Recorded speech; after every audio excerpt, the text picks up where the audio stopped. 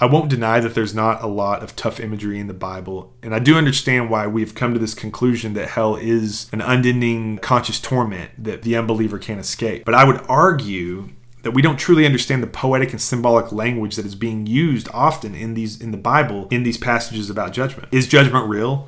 Absolutely. But there is a difference in the question of, is there judgment, and what is the purpose of judgment? In the 3rd chapter of Malachi, we have a prophecy about the coming Messiah and his purpose, and the imagery is that of a refiner. And we read, "But who can endure the day of his coming, and who can stand when he appears? For he is like a refiner's fire and a launderer's soap. He will sit as a refiner and a purifier of silver. He will purify the sons of Levi and refine them like gold and silver. And they will bring offerings in righteousness to the Lord."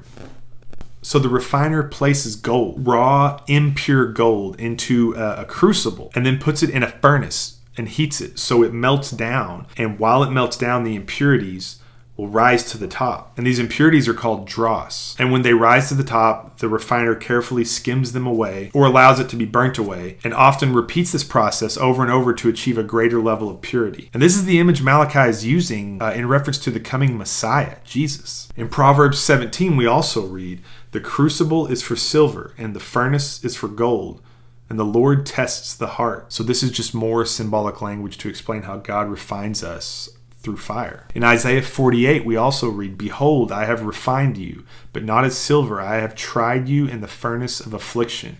And here in Isaiah, God is addressing the Israelites' stubbornness and unfaithfulness and how he'll refine them through the furnace of affliction in order to purify and restore them back to relationship with him. Similarly, in Zechariah 13, we read, "And I will put this third into the fire and refine them as one refines silver and test them as gold is tested.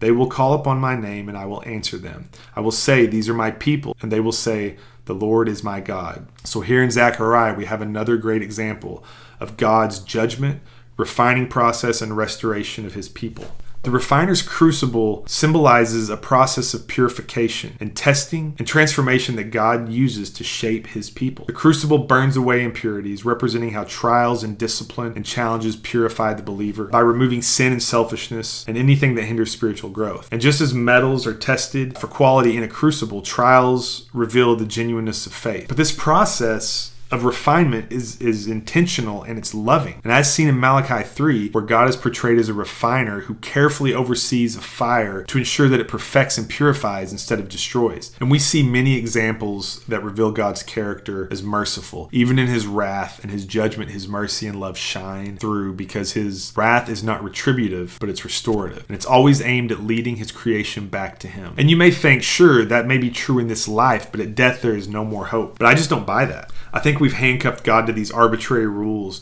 that we've claimed that he's created, yet supposedly he can't break. And this elevates the rules above the sovereignty of God himself. A verse I often hear quoted in rebuttal of the idea that God could continue to purify people even in death is found in Hebrews chapter 9, that states, "And just as it is appointed for man to die once, and after that comes the judgment." But this passage is just merely stating that there will be judgment. I think a better way to view the judgment of God is maybe that of a physician. We know Jesus was considered the great physician in his time on earth. And a physician pronounces judgments. You go into the doctor's office, you get examined, you run through tests, and then they pronounce a judgment on you on what is ailing you. And then they give you a prescription on how to fix it. Now, God is sovereign, and he can do whatever he wills, whenever he wills. But ultimately, this comes down to what you believe the character of God is. I believe the character of God, as displayed throughout the Bible, and in verses like the ones we've read, should shape how we interpret scriptures about post-mortem judgment. I see no reasonable argument suggesting that God would suddenly change his heart for humanity from the moment we take our last breath, to go from being merciful and restorative to hateful and torturous.